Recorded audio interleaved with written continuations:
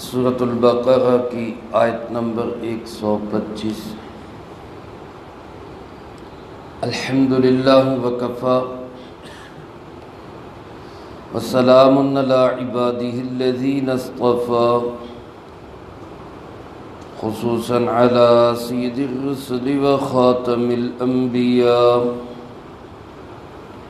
وعلى آلہ واصحابہ الاتقیاء۔ اما بعد فاعوذ باللہ من الشیطان الرجیم، بسم اللہ الرحمن الرحیم۔ وَإِذْ جَعَلْنَا الْبَيْتَ مَثَابَةً لِلنَّاسِ وَأَمْنًا وَاتَّخِذُوا مِن مَّقَامِ إِبْرَاهِيمَ مُصَلًّى وَعَهِدْنَا إِلَىٰ إِبْرَاهِيمَ وَإِسْمَاعِيلَ أَن طَهِّرَا بَيْتِيَ لِلطَّائِفِينَ وَالْعَاكِفِينَ وَالرُّكَّعِ السُّجُودِ۔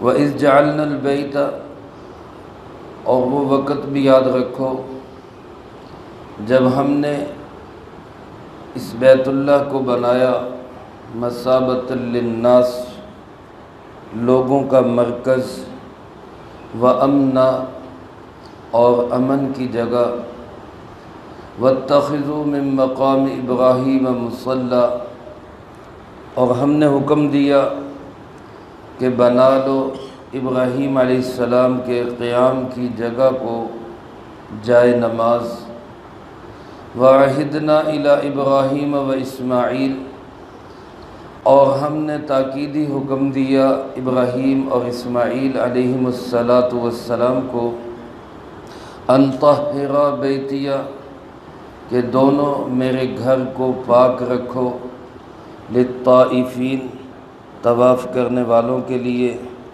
والعاکفین، اور اعتکاف کرنے والوں کے لیے، والرکع السجود، اور رکوع اور سجود کرنے والوں کے لیے۔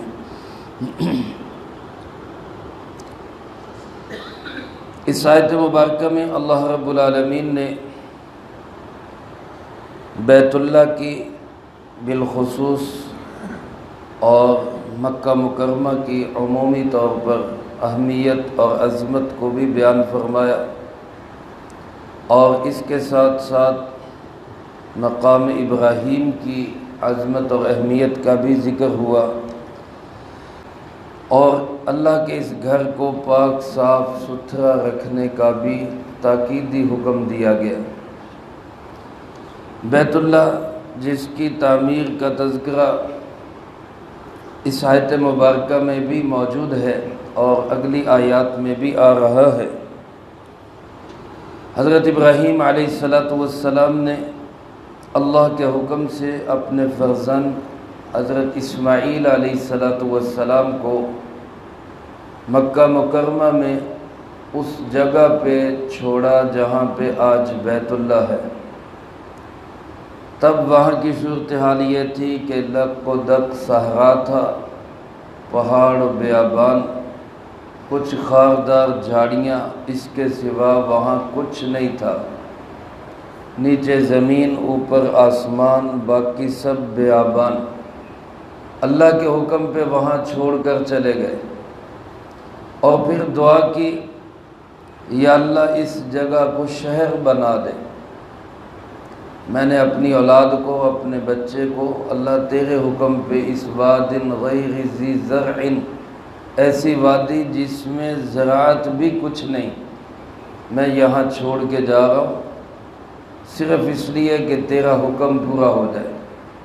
اللہ میری دعا ہے کہ اس کو شہر بنا دے۔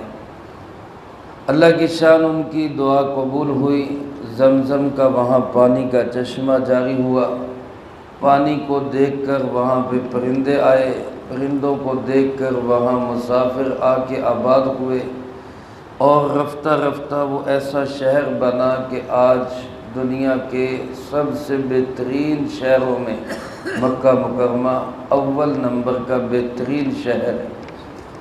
مدینہ منورہ اور مکہ مکرمہ کو اللہ پاک نے مرکزیت عطا کی ہے۔ ایک تو اس بیت اللہ کو مرکز اس طرح بنایا کہ یہ ساری دنیا کا محور ہے، ساری دنیا کا گویا کہ سینٹر ہے، اور پھر اس کو مثابہ اس طرح بنایا کہ دنیا جہان کے مسلمان بار بار لوٹ کر اسی کی طرف آتے۔ علماء نے لکھا ہے مثابہ یہ ثواب سے ہے، اور ثواب کا معنی ہوتا ہے لوٹنا، اور یہاں پر جانے والے کا دل بار بار اس کی طرف لوٹنے کے لیے چاہتا ہے۔ ایک بزرگ فرماتے ہیں کہ مکہ مکرمہ ایسا شہر ہے کہ جس کی زیارت سے انسان سیراب نہیں ہوتا۔ کوئی انسان کہے نا کہ جی میں اب رج گیا، بس اب نہیں دل کرتا، ایسا کوئی بھی نہیں۔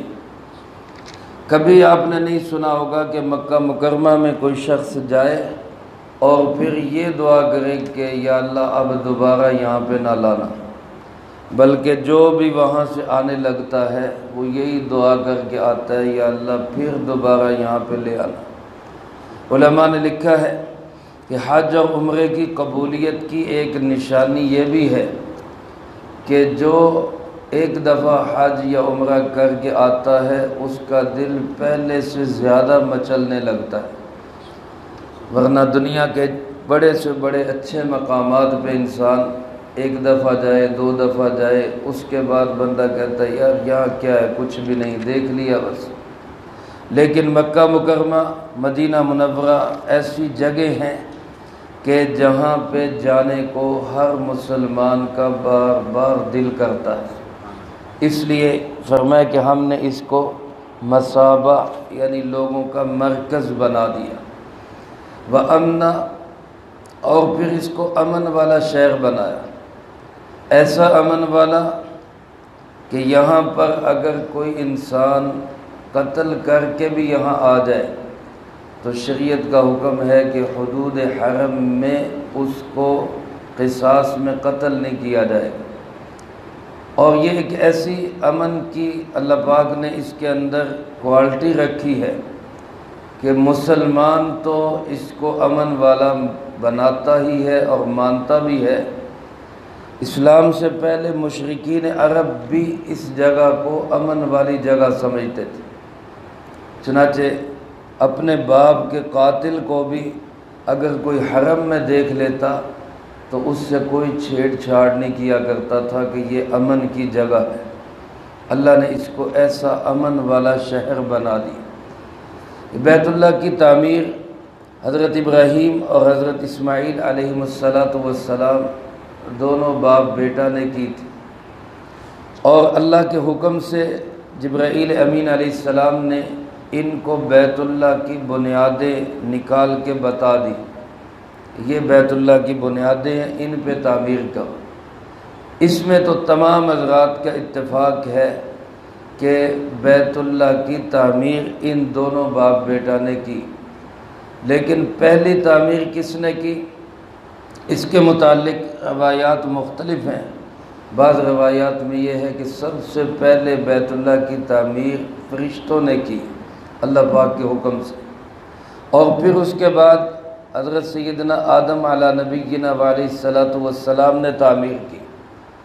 آدم علیہ السلام کی یہ تعمیر حضرت نوح علیہ السلام کے زمانے تک قائم رہی، اور جب طوفان نوح آیا تو اس میں یہ تعمیر ڈیمیج ہو گئی، کمزور ہو گئی، اور پھر زمانوں کے گزرنے کے ساتھ ساتھ ابراہیم علیہ السلام کے زمانے تک وہاں صرف ایک ٹیلہ سا رہ گیا، بنیادیں دب گئیں اور ٹیلہ سا بن گیا۔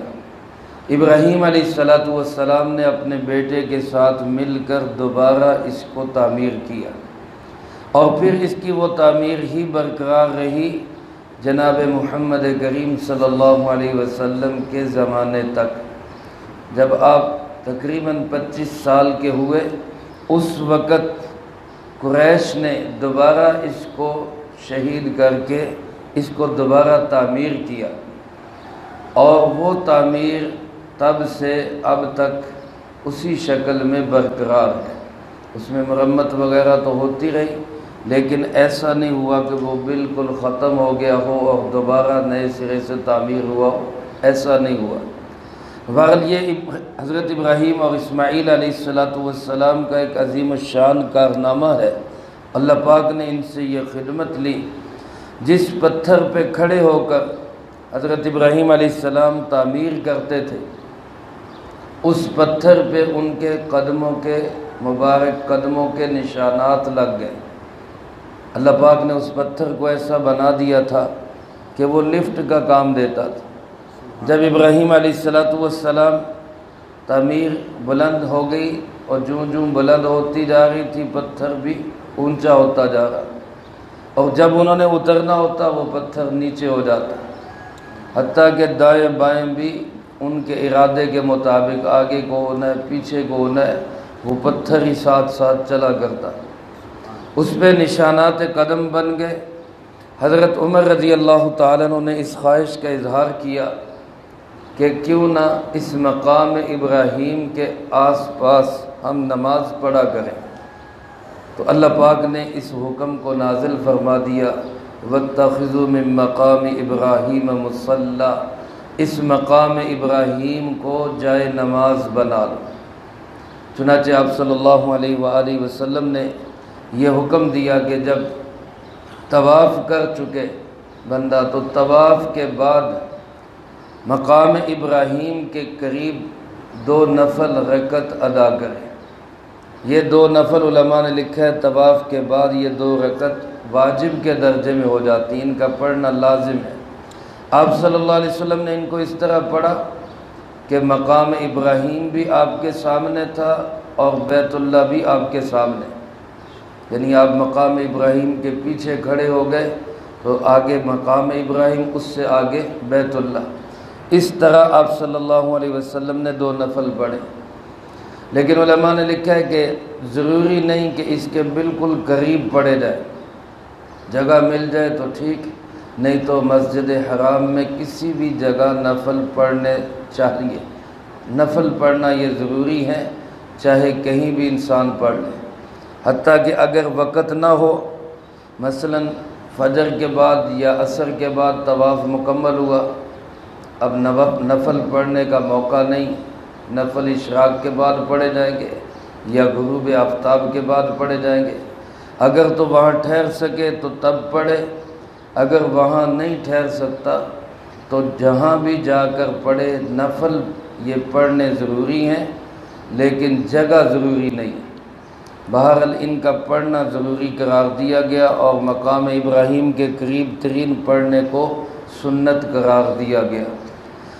حضرت عمر رضی اللہ تعالیٰ عنہ کی خواہش پر قرآن کریم کی بہت سی آیات اتری ہیں، ان میں سے ایک آیت مبارکہ یہ بھی ہے کہ جو حضرت عمر رضی اللہ تعالیٰ عنہ کی خواہش پر اللہ پاک نے نازل فرمائی۔ علماء نے لکھا ہے پہلے یہ پتھر بالکل بیت اللہ کے قریب تھا، پھر حضرت ابوبکر صدیق رضی اللہ تعالیٰ عنہ کے زمانے میں کوئی سیلاب آیا جس کی وجہ سے یہ پتھر جو ہے وہ بہہ گیا۔ حضرت عمر رضی اللہ تعالیٰ عنہ نے اس کو دوبارہ تلاش کر کے اس کو بیت اللہ کے قریب اس کو اس طرح رکھا کہ اس کے دائیں بائیں اور پتھر کھڑے کر دیے تاکہ اس کی حفاظت رہے، اور اب ماشاءاللہ اس کو ایک شیشے کے کیبن میں بند کر کے اوپر گرل نما قبہ بنا دیا گیا جس کے اندر یہ محفوظ ہے، اور اس کی زیارت بھی ہوتی ہے۔ اب بھی انسان قریب جا کے دیکھے حضرت ابراہیم علیہ السلام کے پاؤں مبارک کے نشانات نظر آتے ہیں۔ اللہ پاک ہم سب کو بار بار وہاں کی حاضری نصیب فرمائے۔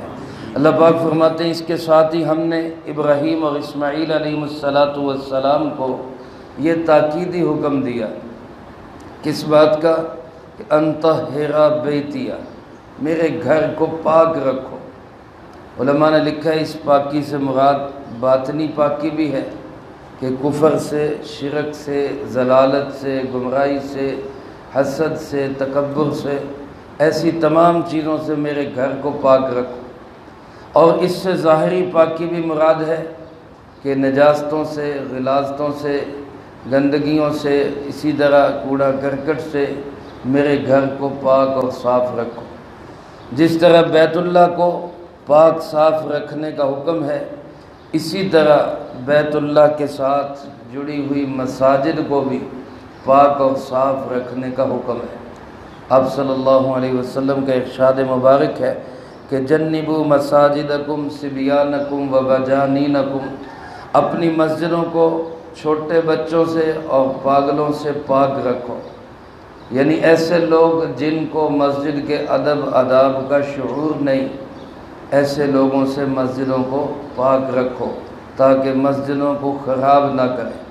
تو مسجد کا بہت بڑا حق ہے، مسجد کے بہت بڑے آداب ہیں، جتنے عام مسجد کے آداب ہیں اس سے کہیں بڑھ کر مسجد حرام کے آداب ہیں، کہ جہاں پر ایک نماز کا ثواب 1,00,000 نمازوں کے برابر ہے، اور پھر وہ جماعت کے ساتھ ہو تو 27 درجے اس کا مقام اور بڑھ جاتا ہے۔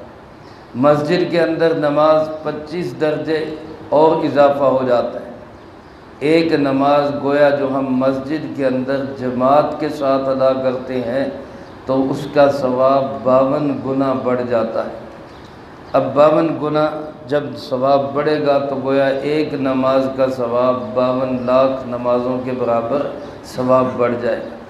تو یہ جہاں اتنی بڑی فضیلت ہے بیت اللہ کی، وہیں پہ اس کے ادب و آداب بھی اتنے ہی بڑے اور ضروری ہیں۔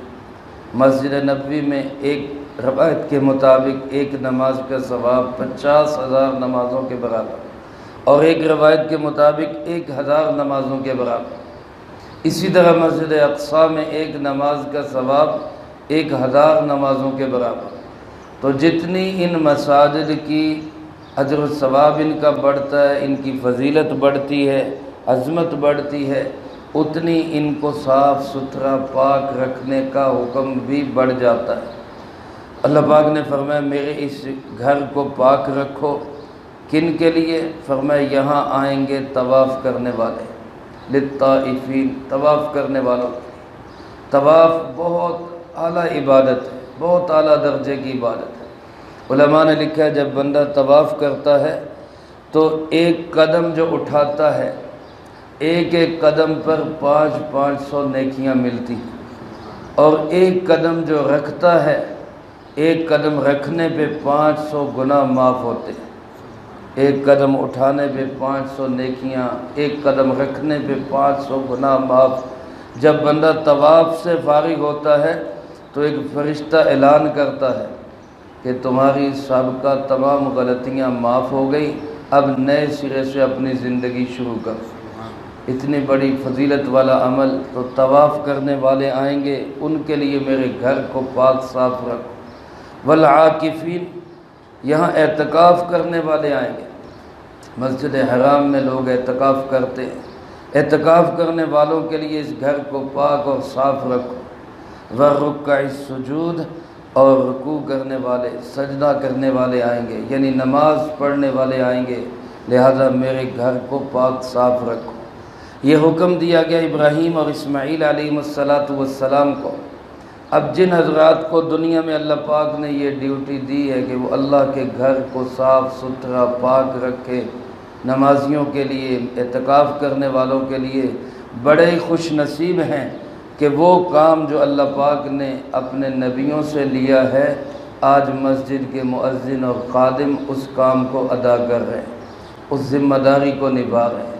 اللہ پاک ہم سب کو یہ نیکی کے کام خوش دلی کے ساتھ اور احسن انداز سے کرنے کی توفیق نصیب فرمائے۔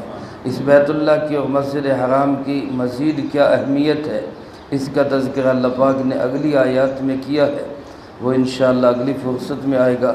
اللہ پاک سے دعا ہے اللہ مجھے آپ کو سب کو قرآن و سنت کی صحیح سمجھ نصیب فرمائے، اور اس پہ عمل کر کے دوسروں تک پہنچانے کی توفیق عطا فرمائے۔ اللہم انت السلام و منک السلام، تبارکت ربنا و تعالیت یا ذا الجلال والاکرام۔ اللہم اعنا علی ذکرک و شکرک و حسن عبادتک۔ اللہم احسن عاقبتنا فی الامور کلہا واجرنا من خزی الدنیا وعذاب الآخرہ۔ اللہم واقیتا کواقیت الولید، اللهم استر عوراتنا وآمن روعاتنا اللهم إنا نجعلك في نحور